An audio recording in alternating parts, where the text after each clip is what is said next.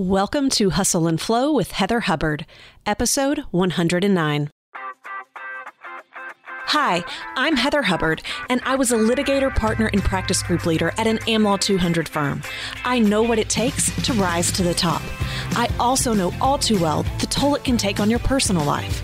So how do you shine bright without burning out? How do you embrace your ambition without selling your soul?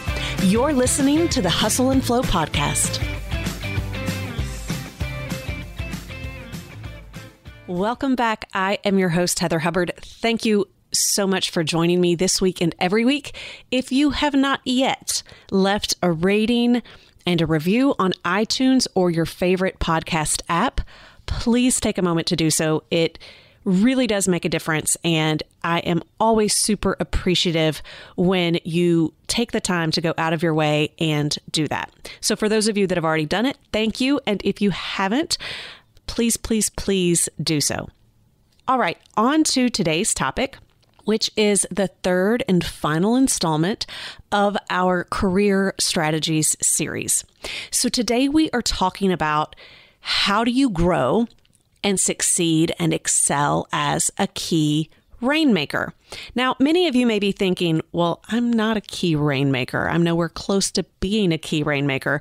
But if that's something that you have in mind, if it's something that you are interested in doing or accomplishing, then you definitely want to listen to this episode, because one, you may find out that's actually not what I want at all.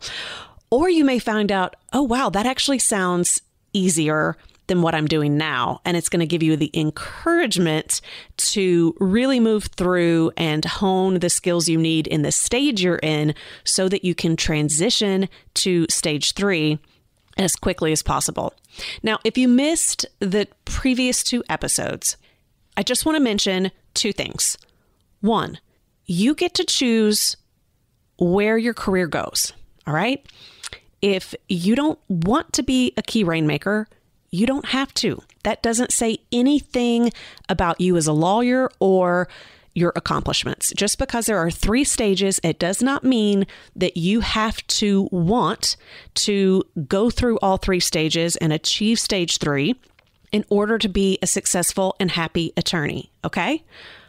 Number 2, these stages are not based on the titles that your firm gives you. Okay? So you can be a solo attorney and still technically be in the 3 different stages.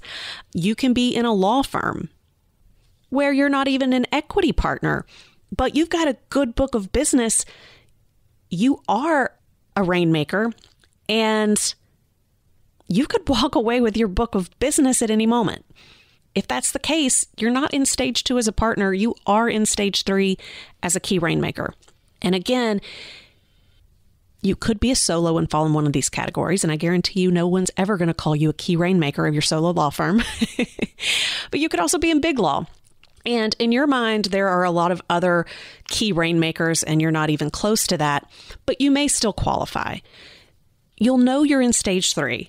You'll know you qualify as a key rainmaker if you have your own book of business that keeps you full and probably keeps other team members full as well. So if you wanted to go start your own law firm, you could. If you wanted to lateral to another firm, you could. And you could probably take people with you. Okay? That's what really lets you know if you are a key rainmaker in terms of the 3 stages and what we're talking about in this series. The hallmark of a key rainmaker is that you have more work than you could possibly do on your own.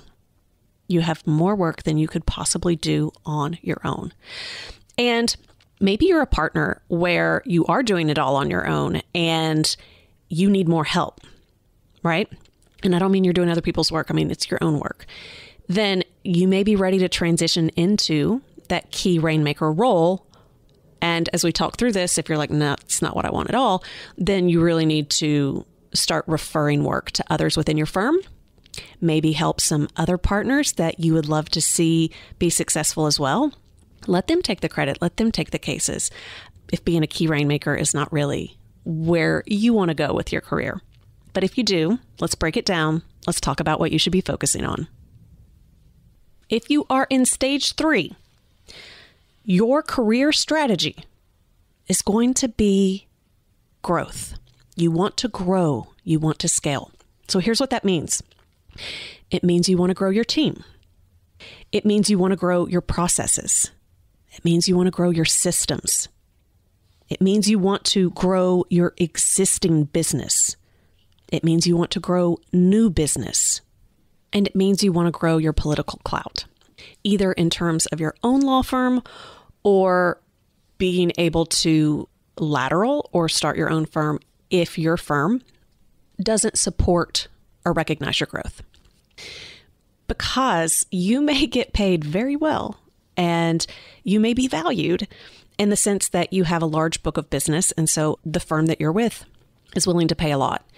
But if you truly want to tap into your fullest potential at stage 3, you may get to the point where you outgrow your firm because they don't fully understand or appreciate what's required for you to be at your best as a key rainmaker. And we'll talk about that in a little bit. But for now, I want to break down and talk about each of those things that you are trying to grow and how to best focus on them. Okay, so first, you're going to need to grow a team. And that's going to look different for everyone. And the makeup of that depends on your particular practice, and it may depend on where you are in your growth stage. But it certainly needs to be more than just an assistant or two. There could be a situation where you just have paralegals supporting you, but if you're truly scaling and growing as a key rainmaker, there aren't too many practice areas where you can rely 100% on paralegals. You're going to need other partners and associates, maybe just associates, but often partners. Otherwise, you may still be in the partner category, the stage 2 category, which is fine. There's nothing wrong with that. If it's giving you the revenue, the income stream that you want, that's fine. But true stage 3 key rainmaker growth is about scaling beyond yourself. Scaling beyond yourself. And that means having others that can do the work. And there are amazing assistants and paralegals out there, but they should not be doing legal work. And depending on how sophisticated your practice is, you really need attorneys with experience. If you're in big law, you're definitely going to need a much bigger team. Now, I fully get and appreciate that most firms, you are not going to have the option to just build out your specific team where no one is working for anyone else. That typically doesn't happen. But the bigger of a rainmaker you become, the more likely they are willing to make exceptions for people like you. One of the most overlooked areas of team growth is service partners. Okay. And I mentioned this back in episode 107 when we were talking about stage 1 and talking about service partners and how there is an opportunity for you to still be a key member of a team. In large law firms, when you have attorneys that mostly want to be key rainmakers, that generally means that they can't and don't want to be doing the work. It doesn't mean that you can't, but what you love and what you're really, really good at, if you are in stage 3 and that's where you want to be, is being a true salesman. You really do love building and maintaining relationships and really growing that team. In the same way that stage 2 is an owner, you're not just an owner, like you're like an owner of a company, right? Like you're no longer an entrepreneur. You are the owner of a company. So there are a lot of different moving pieces. And what that means is you're managing and selling more than you're actually doing the work. And for many attorneys, they don't want to do that. They just want to practice law. But when I meet true, genuine key rainmakers, for them, it's all about building and leading that business. They don't want to be doing all of the work. In fact, they just want to swoop in to do the work that they love the most, where maybe they're getting a little bit of the glory, but they don't want to be doing the behind the scenes nitty gritty. So if you feel like you really want to be in the weeds of doing the work, and there's nothing wrong with that if that's what you want, you should probably step back and ask yourself why you want to be a key rainmaker to begin with. It might be more about what you think you should be doing as opposed to you embracing what you really want to do. But if you are hearing this and you're like, yes, you've got your hand up in the air, you're like, that is me. Like, I can do the work. I'm a great attorney, but I don't want to. Like, I just want to be the conductor. I just want to be out getting all of the business, keeping all the clients happy. You know, maybe I come in occasionally for a court hearing, or maybe I'm coming in for a client meeting or getting involved with a high profile case. But otherwise, I don't want to be doing the work. Okay, well, here's how to stay stuck and stagnant as a key rainmaker, if that's how you feel. It's not having many people on your team, always trying to focus on junior associates or senior associates that in your mind are not competitive to you, never sharing credit or bringing in other partners, and really trying to hoard everything for yourself, because that's not going to work.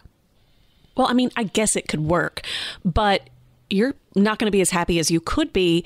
And even if you're getting paid extremely well, you could probably get paid even better. What you need is for people to be running your cases for you. You need someone that can manage those cases. So you need associates, but you also need partners who can actually review the work, lead the work, do the strategy. If you are still the main contact or point person for reviewing everything on a case, you are still a partner. You are still in stage 2. And again, there's nothing wrong with that, but you can't really scale that way. If you truly want to scale, you want to think of yourself as the CEO of a company. And so if you're the CEO of a large company, you're not just going to have customer service and an executive assistant and some frontline workers. You're going to have an entire management team. You're going to have a CEO, you're going to have a COO, and you're going to let them run with things. You're going to have department heads, right? Now, I get you may not scale to that point, but it's the same concept that we discussed with stage 2 in episode 108 about your mindset. So you really have to think about it from the perspective of you are a CEO, not of a mom and pop shop, but you are the CEO of a company. And so what that means is you have to let others really be doing the work for you. And the best way to have someone that is trustworthy, someone who does great work, someone you can count on, someone that's truly a member of your team, is to recognize the value that they bring to you. Because 1, you don't want to be doing the work, and 2, you want to scale, which is going to, at the end of the day, put more money in your pocket. It means you need to be cutting deals. You need to be cutting deals. And there are so many great partners in law firms who are excellent attorneys that only want to be excellent attorneys. But they also want to practice in a firm, and they want to be recognized, and they want to be valued. They want to be compensated well and be seen as an important partner, because even if they just want to do the work, if they're like a typical lawyer, they do still value the title and where they are within the firm structure. So if you can work out deals where you are bringing in service partners, where you basically keep their plate full, like they only work for you. That's the agreement that you guys have come up with. And in exchange, you give them a share of your credits. Maybe you're letting them be a relationship partner. Every firm's different in how they calculate these things and what they track. But one thing I know is key rainmakers come from this place of scarcity because they're worried they may lose their kingdom at any moment, when the truth is you don't have a kingdom. You have the opportunity to build that, but you're not building it. What you're doing is you've got this little fiefdom and it's tiny, and you think that it's big. So in your mind, you're just like so afraid someone's going to take it from you. But the truth is you could expand it and grow it even more. And so if you can keep bringing that business in, and you have amazing service partners to do the work and support you. And they're going to stay because they're making more money as well, because you're now giving them credit. You're sharing with them.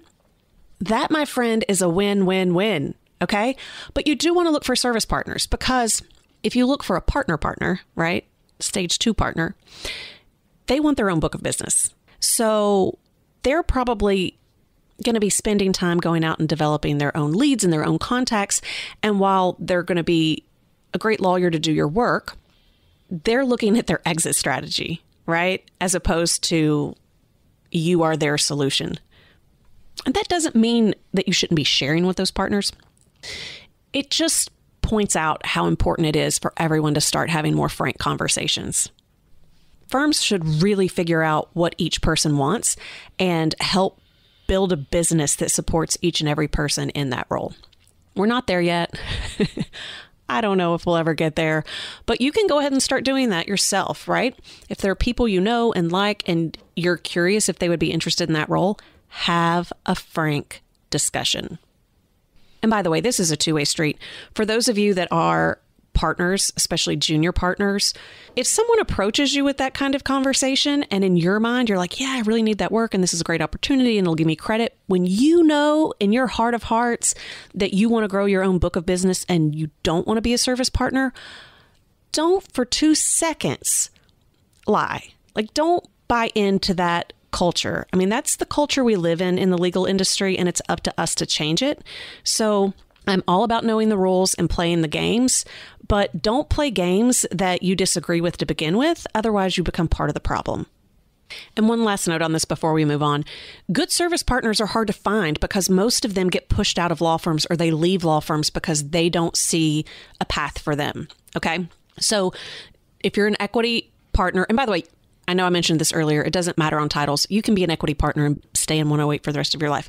But if you're one of those key rainmakers, I want to make sure I'm using the right terminology, and you feel as though you shouldn't have to share credit with your service partners, you want to keep it all to yourself, just consider if they left tomorrow, whether or not you could replace them, and how easily you could replace them, and how easily you could just trust someone to run with your stuff. Right? This is why management teams are paid so well in companies, because they're really, really important to getting things done. You want them to stay. You want them to feel valued. Look at a service partner in that same way, in that same role. They're not taking from you. They are supporting you and allowing you to grow your company and to grow in this stage of your career. And if you're a service partner or want to be a service partner, and there are attorneys that you think are capped out, they're exhausted, and maybe they don't want to do that, they would rather be rainmaking all the time, go talk to them, have that frank discussion, and see if they would be open to a discussion around cutting a deal with you. Okay, so build your team. You want to grow your team. Next, you want to grow your processes and systems. And the reason you want to do this is because you probably have a certain way of doing things. And so your thought process when it comes to bringing others in or letting other partners do things, it's not just about sharing the credit. It's you don't know if they're going to do it the way that you would do it. You don't trust them to service your clients or think through the cases the same way that you would. Maybe you're worried that they're going to make mistakes, or you're worried they're going to handle something in a way that you don't like. Well, that holds so many key rainmakers back because they're trying to really stay in control of the quality. And there's nothing wrong with that. I mean, you should be focused on that if you're a good CEO. So the way that you get around that, the way that you start to build a team that you can trust and is performing at the level that you want, is to have a system, is to have a process for the things that matter. You need to have clear communications with your team. You need to have protocols for how things are done. I mean, if you're in big law, there are already a lot of rules, right? And policies and other procedures that have to be followed, but you may have your own that you want people to follow. So just get that documented, get clear on what that looks like. Maybe you're having team meetings. Maybe different people are reporting to others in different ways. Maybe you're using certain project management systems. Maybe you have checklists, maybe you have trainings, whatever that looks like for you. It's the processes, it's the systems that's going to allow you to fill these roles. Make sure that when they're filled, that people are performing at the level that you need and want them to. And then it's also what's going to allow you to feel comfortable knowing that if someone does leave, and this happens, people don't have to be loyal to you, that someone else can more easily step into that role, or at least do it much faster than they would otherwise.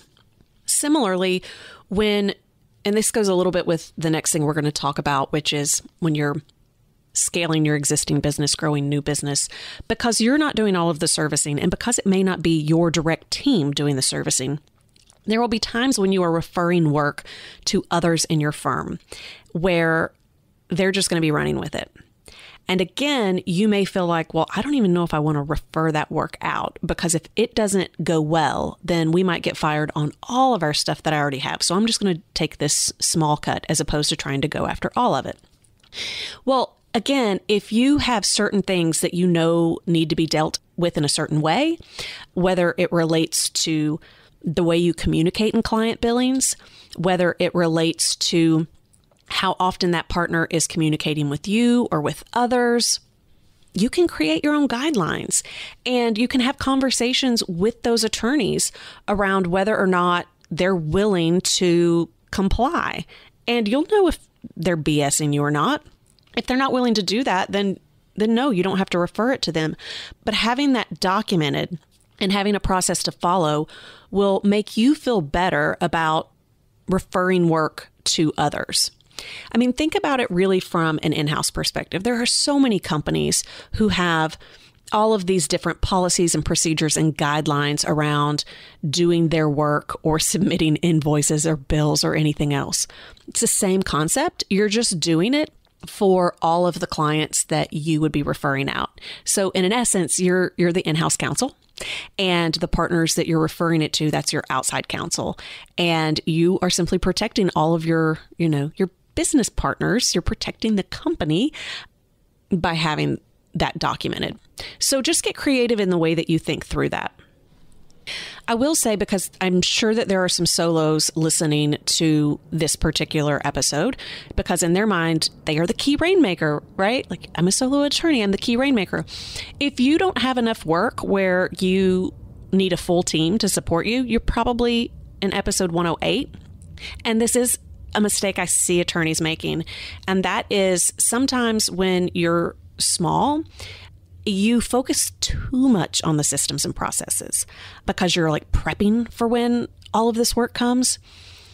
You really need to pay the bills first and foremost. So focusing on each stage as it comes, focusing on being a really good attorney first and foremost, and then focusing on building the foundational skills around running a business and growing a book of business. That really should happen before you start building out a big team and creating all of these processes and procedures and systems, because you may not even know what works yet or what needs to be done. And you're just kind of putting the cart before the horse. And that doesn't mean you shouldn't focus on it at all, but that should not be your primary focus. That is not your growth strategy. That's not your career strategy. Your career strategy is still stage 2. And so if you're in a large law firm and you're trying to figure out, well, how in the heck am I going to create a system or a process? Like, you're not even like conceptualizing what that looks like. That's very similar for moving from stage 1 to stage 2, where you're a brand new partner and you've got all of this admin stuff and you're trying to figure out business stuff. Same concept. You've just moved into a new stage and it kind of feels like you're starting over. You certainly didn't learn this in law school. You've not learned it from your firm. Your firm may be really bad at systems and procedures. So you may not know where to turn and where to look. The same way that if you are a stage 2 partner, you need to go find the resources. Same thing if you are a key rainmaker. You may need to invest in a consultant. You can also maybe within your firm, maybe there's a project manager. Maybe there are others who do this for the firm that can help you do it for your particular practice.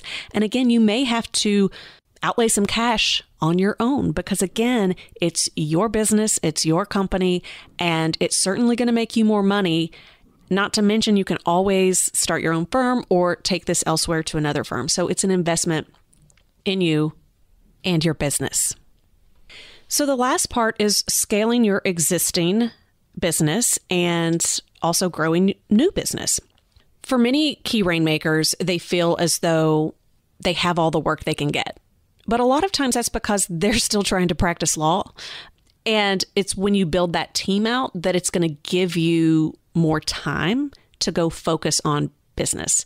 And you may think, well, I'm really just I've already built my business years ago, and yes, it's growing, but I don't really know how to grow it even more. If I free up my time, and that's what I'm trying to do is bring in even more business, I don't know that I can do that. You might be a little bit scared. The main thing there, because you've already got so much potential, the main thing there is to go after your lowest hanging fruit, which often is your existing clients.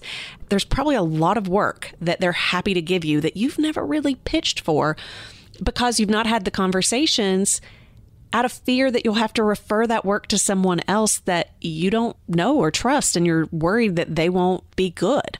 So again, that goes back to what we talked about earlier, but that's the easiest way, is to just grow your existing business and then growing new business. If you were able to build this big of a book of business to begin with, then you have some great skills.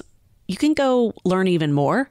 Go to sales workshops. I mean, that's often something that key rainmakers can benefit from, is even more training around sales. Talk to other companies and executives and salespeople that you know on their approach for growing business. Reading books. Again, you might want to take more courses, whatever that looks like for you. But if you're in stage 3, there's always room to grow, because like I said at the beginning, that's actually the theme for this stage. It's all about growth.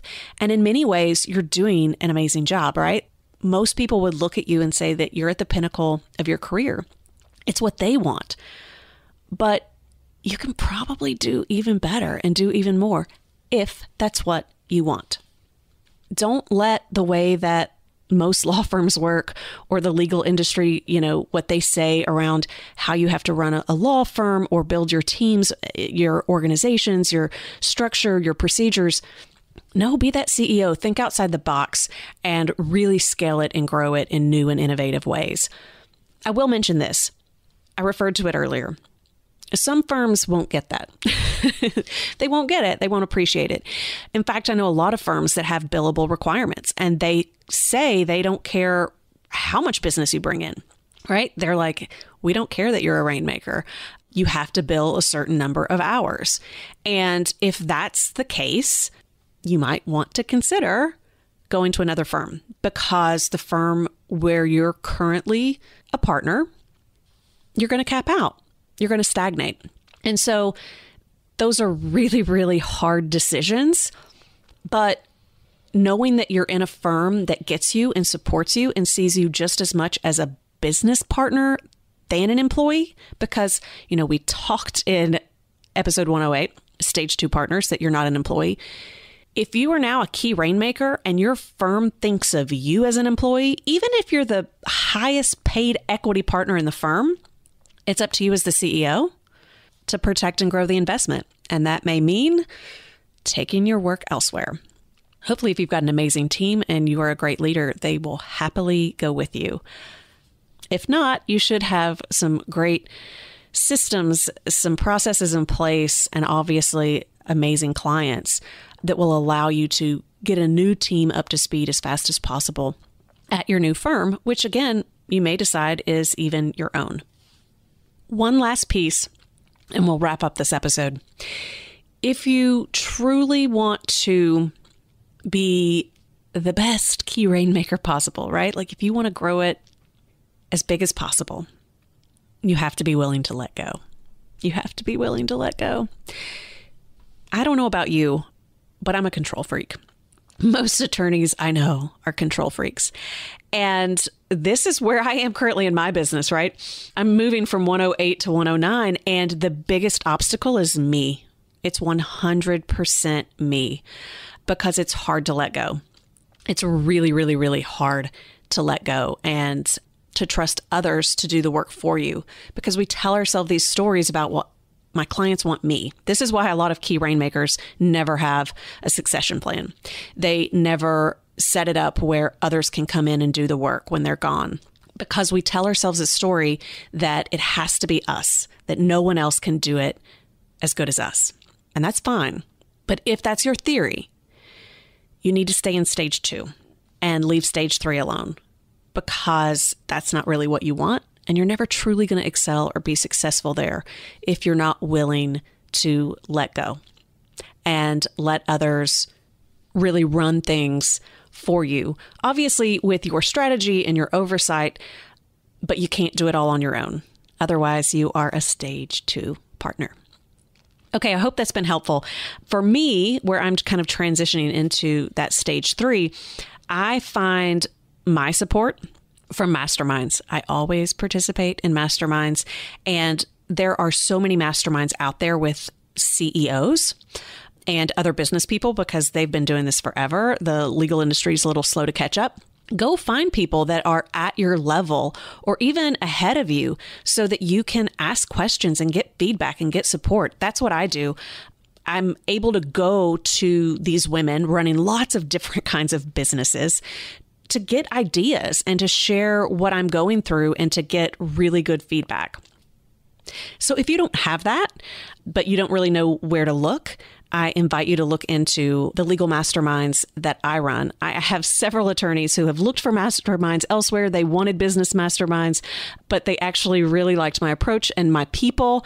I attract great people. So you might want to test this out first.